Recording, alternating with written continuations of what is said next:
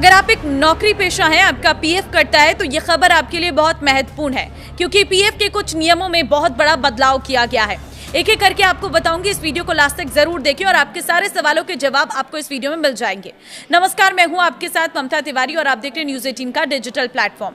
अब नौकरी पेशा लोग बीमारी, शिक्षा, शादी और घर जैसी जरूरतों के लिए अपने पीएफ अकाउंट से पात्र 75% राशि का 100% तक पैसा निकाल सकेंगे। केंद्र सरकार ने पुरानी 1952 की व्यवस्था को बदलकर अब सामाजिक सुरक्षा संहिता के तहत 29 जून से देश में नई ईपीएफ स्कीम लागू की है। अगर इसे हम इजी लैंग्वेज यानी कि आसान भाषा में समझे तो इस बदलाव का आपके पीएफ बैलेंस और विड्रॉल पर क्या असर पड़ेगा वो समझ लीजिए। देखिए, पहला सवाल यह है कि सरकार ने पीएफ से जुड़ा कौन सा नया नियम लागू किया है, तो उसका जवाब यह है कि केंद्र सरकार पुरानी ईपीएफ स्कीम 1952 की जगह अब ईपीएफ स्कीम 2026 को नोटिफाई कर दिया है। इसके तहत पीएफ सब्सक्राइबर्स के लिए आंशिक निकासी की शर्तों में बदलाव किए गए हैं।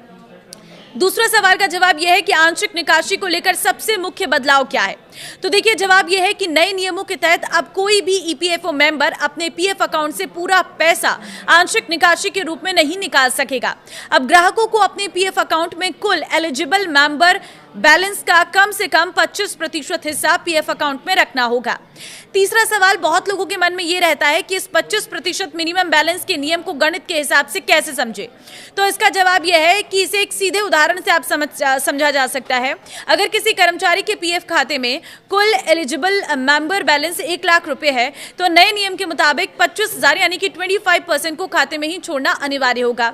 इस राशि को निकालने की अनुमति नहीं होगी। इसके बाद जो शेष 75,000 यानी कि 75% बचेगा उसे ही निकाल सकेंगे। अब चौथा सवाल यह भी रहता है कि क्या ये मिनिमम बैलेंस का नियम सिर्फ कर्मचारी के हिस्से पर लागू होगा या एम्प्लॉयर के हिस्से पर भी, तो जवाब यह है कि ये नियम दोनों पर समान रूप से लागू होगा। योजना की परिभाषा के अनुसार एलिजिबल मेंबर बैलेंस की गणना कर्मचारी और नियोक्ता दोनों के योगदान को मिलाकर की जाती है।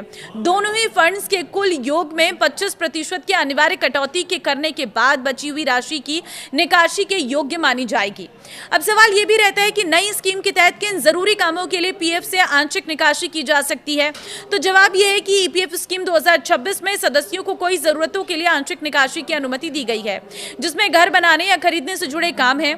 सदस्य घर या फ्लैट खरीदने, मकान निर्माण के लिए प्लॉट खरीदने, नया घर बनवाने, होम लोन के रिपेयर और मकान की मरम्मत या सुधार के लिए पैसा निकाल सकते हैं। इसके अलावा बीमारी, शिक्षा, शादी जैसी जरूरतों के लिए भी पैसा निकाला जा सकेगा।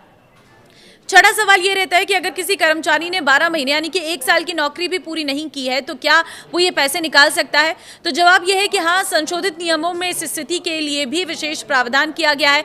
यदि कोई कर्मचारी 12 महीने से कम की सेवा के बाद नौकरी छोड़ देता है, तो वो भी निर्देशित शर्तों और नियमों के अधीन अपने पीएफ खाते से आंशिक निकासी का दावा कर सकता है। पहले के मुकाबले इसमें नियमों को थोड़ा ज्यादा फ्लेक्सिबल बना दिया गया है। इस नई योजना ईपीएफएफ स्कीम 2026 को लाने के पीछे का क्या मुख्य उद्देश्य है वो भी समझ जाइए।